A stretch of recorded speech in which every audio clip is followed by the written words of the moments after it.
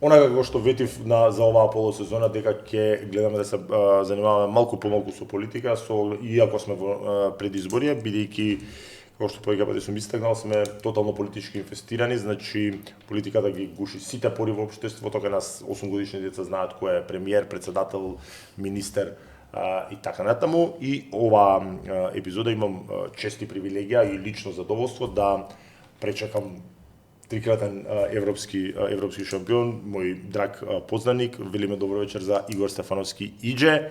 Дали добро ќе го погодам, слободно да ме поправиш, трикратен европски шампион во ридско-брзински трки. Токму така, да. Добро, трикратен европски шампион во категоријата брдски трки од ФИА европскиот шампионат. Тоа се годините? 2014, 2015 и 2023. Значи 2014-2015 се 2 години после оваа доминација. Така. Ајде малку за почетоците. Сега сите да знаеме како нели огромно име во таа нели бранша, меѓутоа предпоставувам си почнал со Југо, се ние малку си позафркававме, меѓутоа или низ улиците на Скопје сме ги гледале тие трки, дека воглавном до таа категорија биле сите со Југа. И јанаки навистина, да, почетоците ми беа првото возило кое што научив да возам беше фиќото. И тоа ми е омилено нешто и тие моменти, таа среќа која што сум имал тогаш кога сум го возел фиќото на татко ми, да речеме, зборам за некои си 7-8 години, каде што имам и видео снимки се уште интересни и тоа до пред некое време ги гледав. Таа среќа не може да се спореди со ова сега што го возам Ферари, брендот на Ферари. Што збориш? Верувај дека тие чувства, тоа ми било нешто невидено. Мојата прва тркачка кола беше Југото, бидејќи навистина Југо шампионатот во Македонија во тој период од 2001 до 2006-2007 година Југото беше број 1 за автомобил, зборам за тркачките патеки низ Македонија и навистина конкуренцијата беше и текако голема. Мојата прва трка, знам дека ја започнав на кружната трка кај МТВ. Баш таа имав на ум, завршуваа нели кај судот тука. Таму, да, и знам дека на мојата прва трка позајмено возило од мојот брат, бидејќи он тогаш возеше, а само што положив.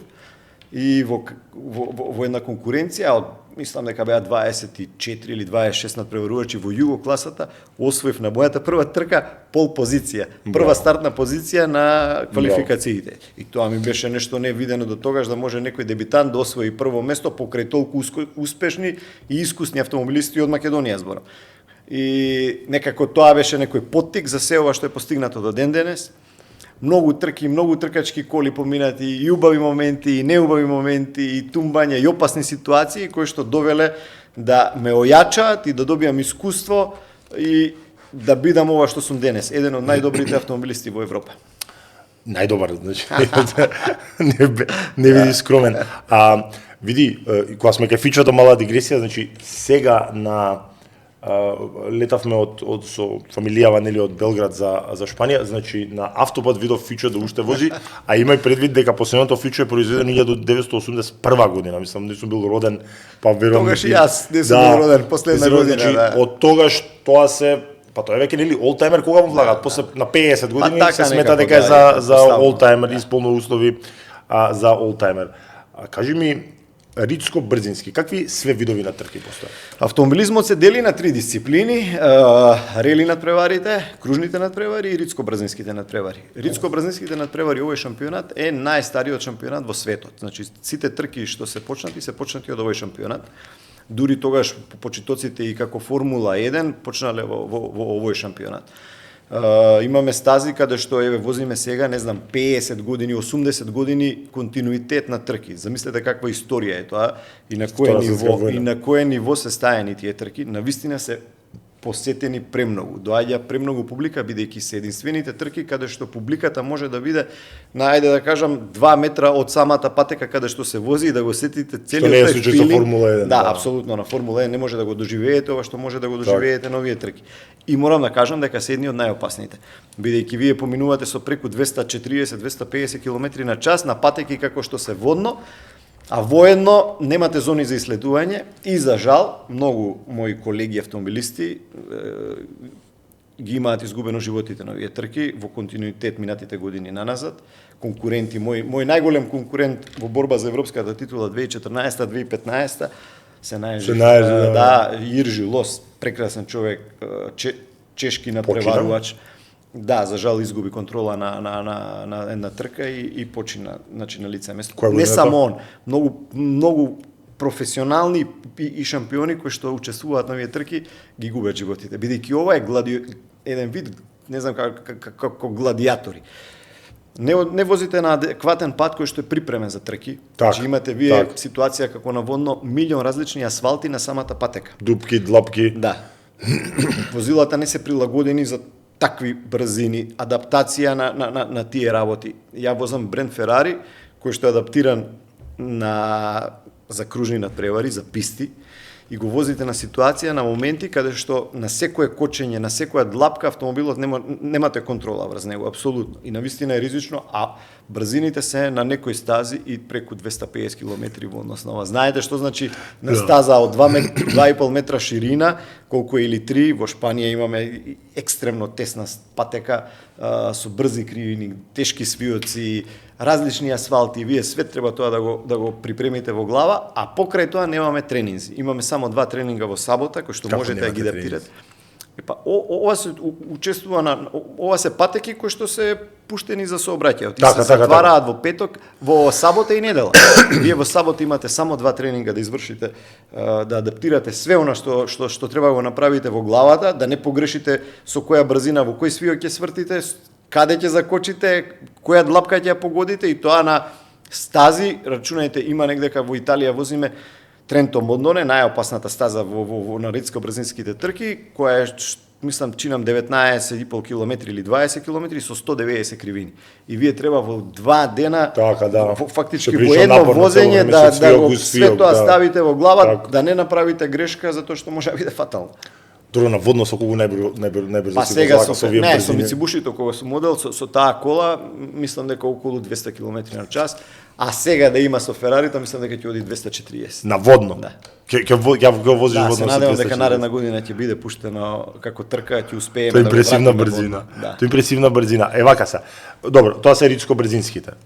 Рели би му дошло нешто Париз-Дакар, возите релација. Не е Париз-Дакар, рели е исто надпревари се како ова што го возам јас, само имате плюс што имате сувозач до вас и кој што ви навигатор, кој што ви ги кажува, ве потсетува која кривина со која брзина правите листа. Тоа е единствената разлика? Да, тоа е единствената разлика и може би тие некои си брзинци да се подолги во однос на ова што го возиме ние. Ова е што го возам ја е спринт трка. Овде се фокусирани максимално, нема калкулации, значи од старт до крај возите на 120% што се вика, нема никаква калкулација. Во рели надпреварите калкулирате, од почетокот возите поспоро, зависно од адаптација, гуми, бидејќи имате повеќе брзинци, а кружните надпревари, тоа е сосема друга дисциплина, каде што се надпреварува 6 години, имав исклучително добри резултати, тоа се патеките каде што се одржува Формула 1, Хунгароring, Монца, Имола, не знам, Валелунга, Золдер, на тие, да. И навистина сум горд што се интонирала македонската химна на многу патеки од нив, бидејќи сум победил и во тие надпревари. За жал не успеав, иако бе во борба за да освојам европската титула, но политиката која што се одвива таму, бидејќи се вртат многу повеќе пари, навистина не дозволува некој од Македонија да биде победник на тие надпревари.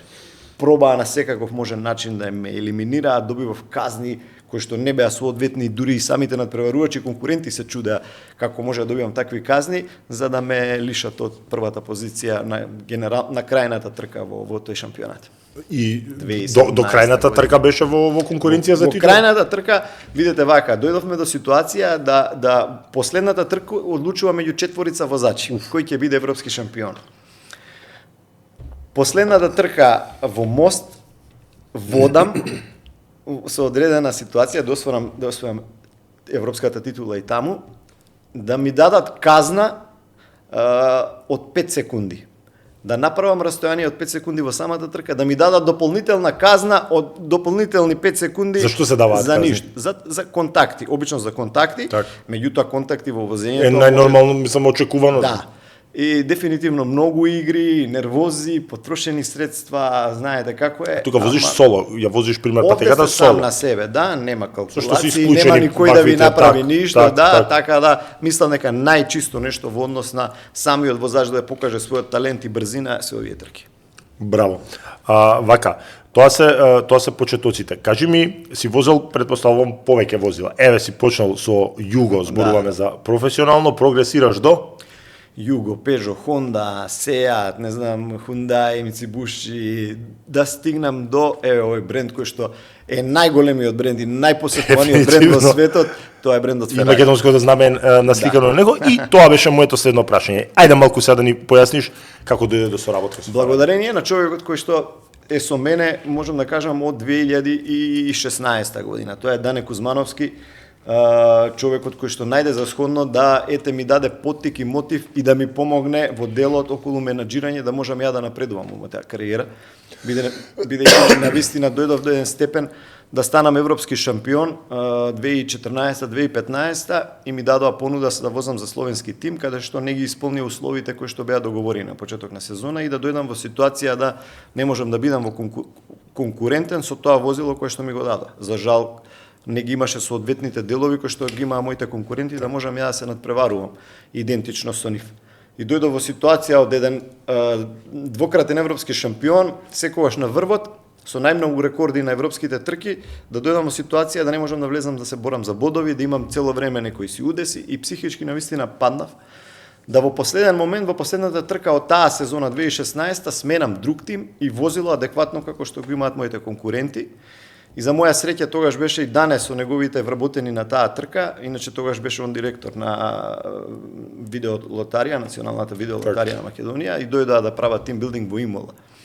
Навистина јас И така се случи со работа. И така се случи. Не, они ми беа еден вид спонзори, дојдоа да ме посетат. И јас само што го сменив тимот, се надпреварував со друг автомобил, одма на таа трка направив најдобро време, победив во Имола.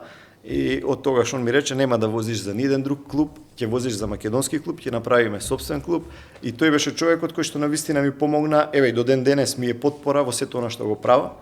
И ете, чекор по чекор стигнавме до преговори за Ферари, он стапи во контакт со нив, отиде на неколку разговори, он е лостот, бидејќи навистина секогаш ми дава некој мотив во она што сакам да го направам и бевме на тестирање дводневно со луѓето од Ферари, тимот Pelin Racing кој што е задолжен за овој тип на автомобили од Ферари, направивме тестирање бидејќи не секој може да ја добие да го представува овој бренд, иако имате и пари и све. И навистина сум горд што сум единствениот и првиот македонец кој што го представува овој бренд, човек од Балканот кој што имал шанса да се надпреварува со ваков бренд на европските трки. Но, еве, пример, претпоставам возилото не е твое, го користиш за трки. Подразбира ли тоа резервни делови? Тука има интересна една работа која што ако може да се збори за тоа. Да, може да се збори, не можам да кажам во целост бидејќи навистина има доста клаузули кои што треба да ги исполниме таму. За моја среќа немаше никакви проблеми овие 2 години. Знаеш како интересно е што многу луѓе мислат дека иđe вози Ферари мора да биде прв. Ферари во овие надпревари каде што возам во моментов, можам да кажаме со многу помали перформанси во однос на возилата кои што ми се мои конкуренти. Тоа луѓето не го знаат. Знаете како чудно звучи. Јас се надпреварувам, да речеме, има марка Golf, има марка Mitsubishi, има марка, не знам, Мерцедес, меѓутоа тоа е само називот на таа кола и тоа е дел од шасијата која што имаат. Тоа се проекти кои што се правени од инженери повеќе од 10 години. Тоа се проекти направени со милиони евра, шаси карбонски со над 1200 конски сили, со тежина. Ферарито толку има? Не, Ферарито мој е 700 конски сили, 750 со 1500 килограми, што е премногу тешко во однос на конкурентите. Така. 500 кила е потешко во однос на моите конкуренти. И навистина е тешко да ги победите тие автомобили на тие трки, но навистина сум горд и покрај сите тие аномалии што ги имаме во однос на тежина и во снага, успеваме да држиме чекора и на некои трки да ги победиме. Што подразбира тим на еден европски првак? Што подразбира? Тимот е позадината. Тимот е составот кој? Тимот е и иđe. Све оно што го гледате во позадина не е само иđe, него е цел тим. Верувајте, тоа се луѓе навистина кои што сум им благодарен, бидејќи си морам да кажам, цела моја кариера заедно со мене, точно знаат што ми треба, мојот стил на возење го знаат како функционирам, како размислувам, затоа што и јас сум спортист, веќе еве 20 и колку 4 години активно бавење во автомобилизмот. Знаете како е спортистот после последователни неуспешни трки или било што паѓа во психичка депресија, како и секој нормален човек. Така. Тука е многу битно тимот и луѓето што се околу мене да знаат како да реагираат за да ме вратат во нормала и да ме вратат на она победничко ниво кое што го имам и кое што сме го имале претходно. И навистина сум им благодарен дека точно знаат во одредена секунда што и како да се постават. Пред трка знаат дека ми треба мир, не треба да ме вознемируваат, знаат точно како функционирам, дека треба да бидат подготвени и гуми, автомобилот, све да биде како направен како што треба. Тоа подразбира инженери кои што се со мене, зависност на некои трки си имам и сопствен инженер, имам инженер кој што доаѓа од тимот на Ферари на одредени трки да соберат што повеќе информации кои што им се потребни затоа што сакаат овој бренд да го адаптираат и на овие надпревари. Имам механичари, имам човек специјален кој што е за притисок на гуми само, за да ги намести притисоците на гуми, кој што е инженер за таа работа. Некогаш доаѓа инженер за гориво да направи специјална спеса како што е потребно да се адаптира затоа што број или половина дузина луѓе, 5-6 луѓе сигурно ти имам. И повеќе. Малци имам готвач, имам возачи на камионот, двајца, инженери, механичари, некогаш зависи. Некогаш сме, може на некоја трка ќе отидеме и четворица. Не секогаш се слободни сите да дојдат, но негдека сме можеби 10 души. Сам кажа дека за жал нели ова е спорт кој што зема данок и најтежок можен. Меѓутоа на една емисија мислам чинам дека гледав дека си имал посериозен инцидент, не во смисла да си толку физички загрозен, туку дека имало огромна материјална штета и ако не се лажам, ти се сомневаше дека бил намерно причинет од страна на конкурентот или удрил во тебе и некој износ од 70.000 евра штета.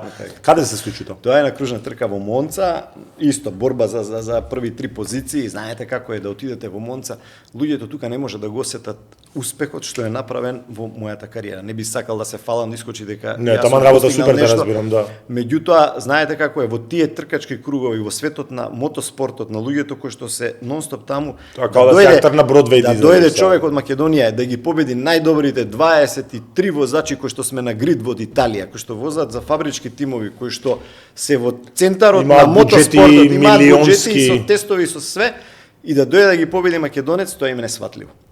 Тоа е пораз не само за спортот во Италија и за спортистите кои што тоа е пораз за цела држава таму, да се интонира македонска химна во Валелунга или на Монце или на Имола. Не знаете што значи тоа. Кој се да било убаво. Да, неописливо. Не може тоа чувство да се опише. Кој актер од на Бродвеј иде да игра, мислам, представа. Ја би го кажал тоа на еден многу прост начин. Тоа е како да се подготвувате да седнам сега да сум пливач и да се подготвувам во када, да ја наполнам кадата и да си плитускам и да отидам на некој си олимписки маратони да ги победам сите и да им направам рекорд. Таа е споредбата, бидејќи јас немам услови нити тренирам негдека. Тука нема тренинзи. Да. Тоа беше трка Монца, каде што се боревме за подиум, првите 3 позиции, да обично во тие тимови има секогаш по 20 или 3 надпреварувачи во еден тим и еден кој што се бори, еден е тој што чисти. И на брзина после safety car, само што искочи на прва шикана на кочење, директ удар од позади, тоа беше удар кој што навистина не знам, и ме повреди, а возилото ми го оштети максимално. Да имавме после конфликти, искочив од контрола. Нешто се сеќавам дека каже за јаката си го фати малку. Да, не можев да издржам бидејќи се стварно безобразни. Знаете како, и одите кај рейс директорот после тоа затоа што имате. Добро, нели трпи тој човек казна после тоа? Добива казна, они се смеат, тимот плаќа, они се видите. Тој ме искалкулирано. Таму не се проблем парите. Во тие тимови, во овие трки, парите не станува збор за пари. Кој колку може да потроши, тоа не доаѓа во. А тебе ти прави штета која за тебе е богатство. Јас не можам, они знаат дека мојата најслаба карика се финансии, бидејќи одам сам со свој тим и едноставно. Прилично неспортски. Имате и такви игри колку сакате. Имаш ли суеверија, например, некој ритуал што го правиш пред, ако би сакал да го споделиш со нас, а не знам. Имам, да.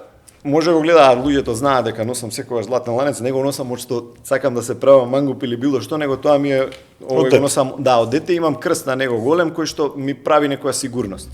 на трките никогаш не сум го извадил, имаше еден период кога не смееше, ФИА не дозволуваше да се носи тоа, да, но навистина ми прави некоја сигурност кога го носам. Иначе да, сум уверен имам ритуали кои што ги правам кога ќе влезам во автомобилот, сакам од кога ќе влезам бидејќи навистина јас сум плашлив човек и мене ми е страв. И денес после 200 трки, навистина кога ќе пред да влезам во автомобилот имам страв, имам трема, имав моменти, периоди кога имав нагон на повраќање пред да влезам во автомобилот од стрес. И навистина сум уплашен и јас бидејќи јанаки ова сум кажал многу пати. Ова не е игра. Ова не е фудбал да играме, ова не е кошарка да играме, ова не е ракомет да играме, дали ти изгубам или не, да си пуштиме рака и дали ќе победиш или не, и да супер да разбирам. Ова е дали ќе останеш жив. Буквално, овие надпревари се, знаете кога ќе ви погине некој ваш најблизо конкурент или нешто, не ви е сеедно вие да поминете со 250 км во зони кај што нема излетување, карпи или дрва и навистина стравот е присутен. Но кога ќе влезам во автомобилот, имам ритуали, да речеме секогаш ќе ставам левата ракавица прва, левата патика прва, бидејќи кочницата сметам дека ми е многу побитна од гаста за победување на покасно кочење. Имам некои сегменти кои што ме смируваат, иако можеби не значат ништо, ме смируваат и сакам кога ќе влезам во автомобилот 5 минути, колку што можам да сум сам со себе, да не ми отвараат врати никој, да се стабилизирам и тогаш сум најсмирен. Кога ќе влезам во автомобилот, без разлика што е како, и таа врева, и таа бука, и сето тоа, се осеќам најкомфортно. Не знам како можам да го опишам, не можам дури ни да го опишам, меѓутоа, тој период кога ќе влезам, сум фокусиран максимално и таму се чувствувам најудобно. Бидејќи кажуваш дека и претпоставуваме се, нели, за ние од Македонија тоа многу лесно можеме да го разбереме дека трошоците се најслаба карика. Колку ти чини една трка? Зборуваме комплет. За некој минимум да ни дадеш ако можеш од прилика. Види. Нема трка од кога возам за европскиот шампионат. Зборам комплет, тимов, опрема. Нема трка да е под, зборам, може под 20.000 евра, зборам од трошоци, а може да достигне и преку 60.000 евра. Една трка. Што значи дека на годишно на еден шампионат ти можеш да надминеш и половина милион, или половина милион. Да, со удеси и со тоа сум надминувал. Да, и тоа го забравивме, тоа ако нема удес, ако е све под контрола, така. Треба, да, меѓутоа со удеси со сум надминувал и тие суми. Ова знаеш ли зашто те прашав? Ке ти го спомнам ова не за да те изазивам, туку има реклами со тебе за брзи кредити, казина и така натаму. И сега злите јазици може би рекле дека е непримерно за некој спортист да рекламира брзи кредити. Сега јас и ти се познаваме, да не ти правам лице. Много делам јас тоа. Мислам дека може би и не е најдобар пример за спортист да рекламира брзи кредити, меѓутоа еве го па и мојот малку во поширок контекст став. Знаеш како? Како трикратен европски шампион, фактот дека не си мултимилионер, да живееш со некоја огромна меншен, да возиш каква сакаш школа, да одиш со приватни авиони, за мене е искрено и запрепастувачки и трагедија. Еве и не знам, тоа е тажната реалност во Македонија. Ме разбираш, значи ќе си на врвот од европски, светски шампион да бидеш понатака, што е веројатно тешко изводливо за нас. Актер врвен како Тони Михајловски исто така, што не е мултимилионер, значи што тера сам тоа го кажувал од месец за месец тера. Луѓето не сакаат да го видат тој момент. Кај нас, знаеш, малку и свесен си дека и успехот малку тешко се простува кај нас, па сега ве рекламирал брзи кредити, а не гледаат другата страна, не ги гледаат овие трошоци, не гледаат половина милион евра дека никој треба да ги обезбеди, не паѓаат од небо, ме разбираш? Јанаки, во право си, апсолутно се слагам, но морам да кажам нешто. Ако не се тие фирми, ако не се тие компании кои што се долги години позади мене, овој резултат нема да биде успешен. Ова што го правиме денес нема да постои.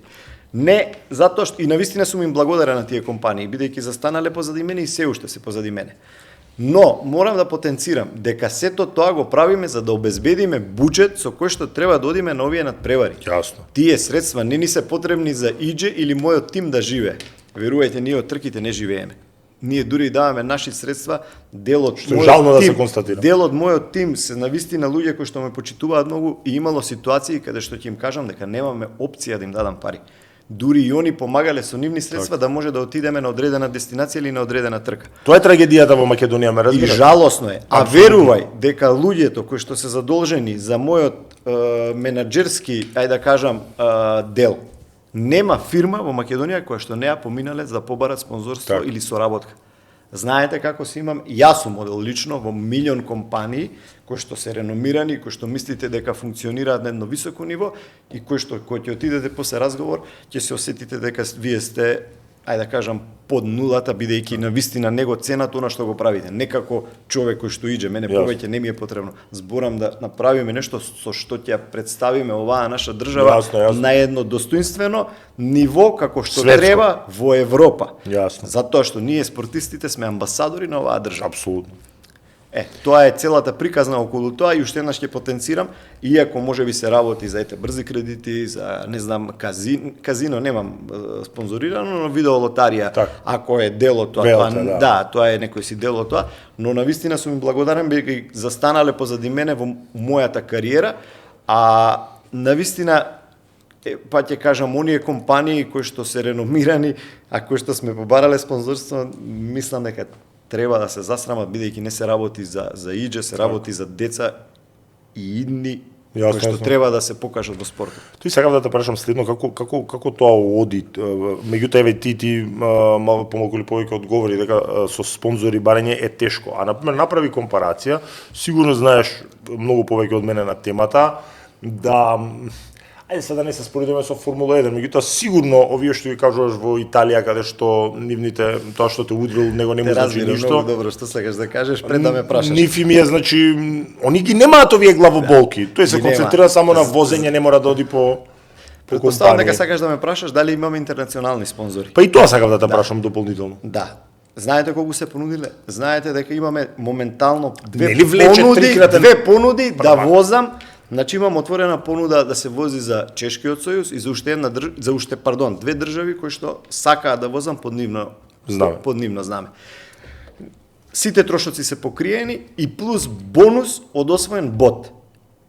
Ако го добијам, ако ги освојам оние бодови кои што ги освоив 2023 во однос кога станав трикратен европски шампион, кога освоив титулата, јас ќе инкасирав ако возам за таа држава од 250 до 300.000 евра во мојот джеб бонус да ги заработам како иđе. Што се огромни пари за Македонија, нели? И релативно спонзори интернационални надвор од друга држава многу тешко ќе најдете да спонзорираат човек од Балканот. Бидејќи они навистина не гледаат со други очи. Не подценуваат и мислат дека ние сме овдека, не знам. Добро, за ниве трикратен европски шампион. Џабеви и талентот, Ја имам навистина добар пријател и човек македонец по потекло кој што е главен во Volvo Motorsport, Александар Мурџевски.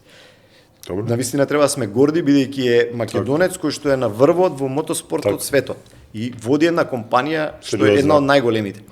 И го прашував во однос на неговите, викам како ги одбирате автомобилистите? Дали имам шанса јас, пошто навистина ме цени како возач и како пријател и контактираме нонстоп, ми вика иđе нашата политика, знаете како, ние имаме 3 спонзори. Kenwood, не знам, Shell, компании кои што соработуваат со самата фабрика. Они ни кажуваат во која држава ни е потребен маркетингот и возач.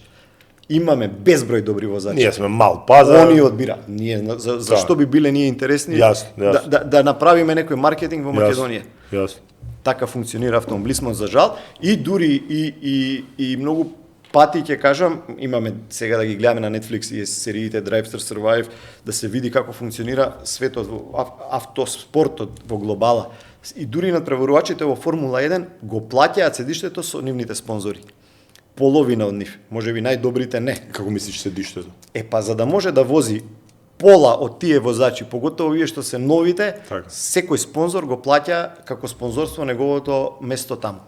Носат со нив да речеме одредена сума на не знам колку милиони евра за да може да добијат место за да возат. И така функционира мотоспортот. Што е со безбедноста на публиката? Спортот предпоставам не е само нели опасен за бидејќи како што напомена дека е нели си на 2 метра до што се вели кај што поминувате со 240 брзина, например, јас не би открил детали, ја во моментов водам предмет за надомесна штета за таков тип на инцидент. Се случило ли во твоја кариера, не ти лично, меѓутоа да има инцидент со публика, например на трка на која што си учествувал? Јас не, за моја среќа до сега, меѓутоа да, мои конкуренти да, и во Европа е тоа многу регулирано. Ние сме имале ситуација да имаме излетување на сама трка. Заштитни огради во таа смисла? Без разлика на тоа, не, сме имале ситуација да човек автомобилист сериозен натпреварувач Отокар Крамски, возач во формула категоријата, излета на патека на Регбер во Австрија, почине да утре дента ние возиме трка, да не ја прекина трката воопшто. Значи сето тоа е бизнис, регулирано име, не знам како, дури имало ситуации кога има повредени од публика и жртви во публика, меѓутоа ние не престануваме, ние возиме. Не знам како може сето тоа да се издржи, како им е регулирано тоа, меѓутоа такви се Кои се регулациите за публиката? На посебни места? Сега ФИА ги изголеми стандардите околу тоа, да, на посебни места, одвоени мимо зоните за ислетување, зависност од која кривина е да не може да се најде. Што е зона за излетување, се ова 10 пати го кажуваш, се чувствувам глупо дека не го разбирам. Не, После зона свиок... за излетување зависно како се движи свиокот за да може да излетате и да има фактички предпоставена зона на каде што е најголем ризик дека би Да, апсолутно така. И публиката навистина морам да потенцирам дека во овие назад 2-3 години ФИА ги крена доста стандардите и можам да кажам дека не многу се ретки случаевите да има инцидент со самата публика. Следно е светското првенство. Меѓутоа, со сето ова што го кажуваш, малку изборнавме нели и пред снимањето, ако се за европско првенство над пола милион евра трошоците, веројатно тука се брои во милиони за да можеш да извозиш светско првенство едно. Да. Ај прво кажи ми колку трки и каде на сите континенти се вози? Да, зависи во кој шампионат. Да речеме во светскиот шампионат. Што нормално ги изголеми трошоците нормално. Во однос на ридско-брзинските надпревари нема. Ова е највисокиот ранг. Европското првенство е највисокиот. Немаме светско првенство во ридско-брзинските трки. Останува една трка која што е моја животна желба, Pikes Peak, тоа е во Америка. Тоа е трка на ајде да кажам, трка на животот ја користат бидејќи е навистина опасна патека и нема зони за излетување, баш буквално и нема банкини на одредени нива, а провалиите се преку 200-300 метри и е трка која што е изазовна. Мојата животна желба е не на стари години, но правам план кој што сакам да го представиме, разговарам и со Ферари, да бидем првиот, единствениот човек кој што ќе се надпреварува со Ферари во тој дел, меѓутоа се загрижени од Ферари на првите разговори и се уште не им интересен тој дел бидејќи навистина е опасно. Но ќе видиме што ќе искочи, да, се уште не знам.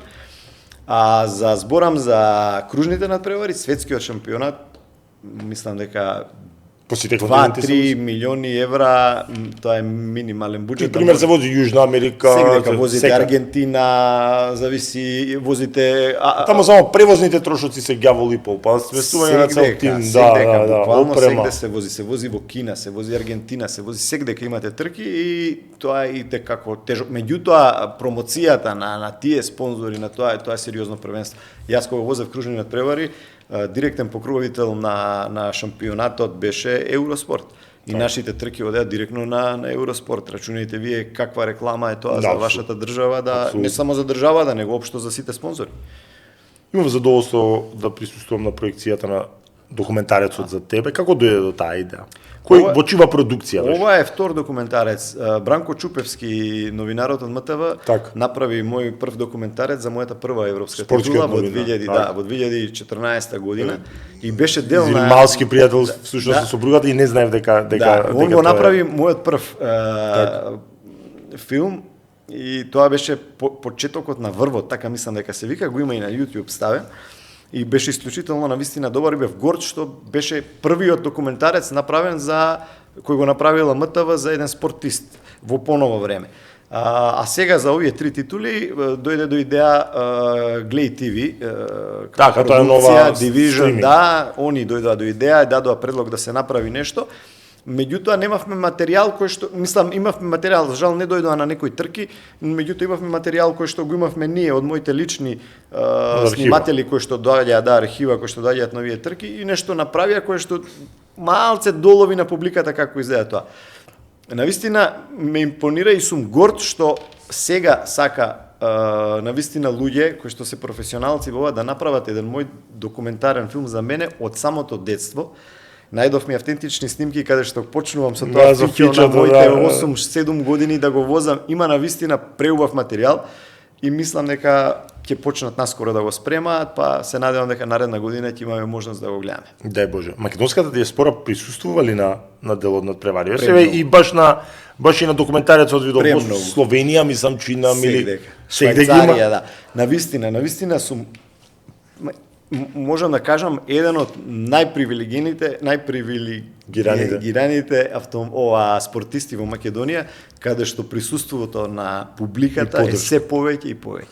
Швајцарија, верувајте дека ја не знам, навистина сум им благодарен од срце кој што има и поголема диаспора. Ама да дојдат да возите вие 500 километри, дури од Германија доаѓаат луѓе да гледаат по 400 километри. Навистина ми го полнат срцето и се повеќе и повеќе луѓе доаѓаат на сите овие трки. И во Хрватска, и во Словенија, и во Италија, и во Швајцарија, како што кажав, дури и во Германија дојде еден куп наши луѓе кои што навистина сум им благодарен од срце и навистина тие ми се, можам да кажам, еден од најголемите мотиви за понатамошните резултати. Буквално на документарецот имаше на одредени нели крајеви, значи буквално цела група на интересно е што самите организатори на овој шампионат и луѓето од ФИА кои што се задолжени за ова, навистина се им е чудно бидејќи за ниту еден надпреварувач во досегашната кариера немало толку голем број публика. Добро, ние сме малку во тој дел и навистина сме со предност и потопли сме на тоа, да. И треба да бидеш. Оваа тркачка сезона, значи 23-та си бил шампион, 24-та кој е шампион? 24-та година завршив прв во мојата класа, што беше исклучителен напредок за Ферари. Го освоивме првото место во категорија 1, во генерален пласман завршив чинам 4-ти или 5-ти. Оваа сезона сум трет во мојата класа, бидејќи навистина оваа сезона се боревме со некои потешкоти, оној добавувач на трае сезоната? Не, завршивме, готова е завршена, трет сум во мојата класа. Луѓето не знаат, навистина до пола сезона имавме гуми кои што можевме да ги користиме на сите трки нови од втората половина 6 трки навака, значи немавме гуми и моравме да изменаџираме со сето она што го имаме. Не беше проблем ниту средствата, проблем беше дека фабриката која што ги произведува овие гуми менјава локација од Англија во Португалија и производството беше застанато. Некои мои колеги надпреварувачи го стопираа комплетно возењето, не сакаа да продолжат бидејќи немаа гуми. Ние одлучивме со мојот тим да менаџираме онака како што можеме и точно се гледа дека од втората половина навака резултатите паѓаат, бидејќи навистина гумата е приоритет во трките, а за жал не сакавме нити да кажеме нити да спомнеме на оние објави на Facebook. Сега кажувам не сакам да кукам, но тоа се фактите кои што ги имавме оваа сезона како потешкотија. Која е најголема брзина што си ја достигнал? На брзки трки 265 км на час во Швајцарија. Тоа е на тие кривини и навистина е. Да, е многу сериозна брзина, многу сериозна преку 300 и мислам дека 310 со Ферарито, да. Браво. Ме изненади, сосема за крај сме при крај, ме изненади сега пред почетокот, кога ми кажа дека всушност преку таткот имаш и влашко потекло, што многу ме изненади, сега нели уште повеќе ќе те сакам. И во меѓувреме да ти се заблагодарам многу за одвоеното време и многу успех во наредната сезона. Македонија за жал далеко од тоа ти си високо почитуван, ама не доволно никако ги цени профилот на луѓе како тебе, кај нас главни звезди се за жал, затоа и намерно ја почнав така емисијава, кај нас главни звезди се за жал политичариве, уште да не излегуваат нели од фрижидер, наместо еве ти кажам ти некои актери, доктори да се мултимилионери, нели кубурат со средства.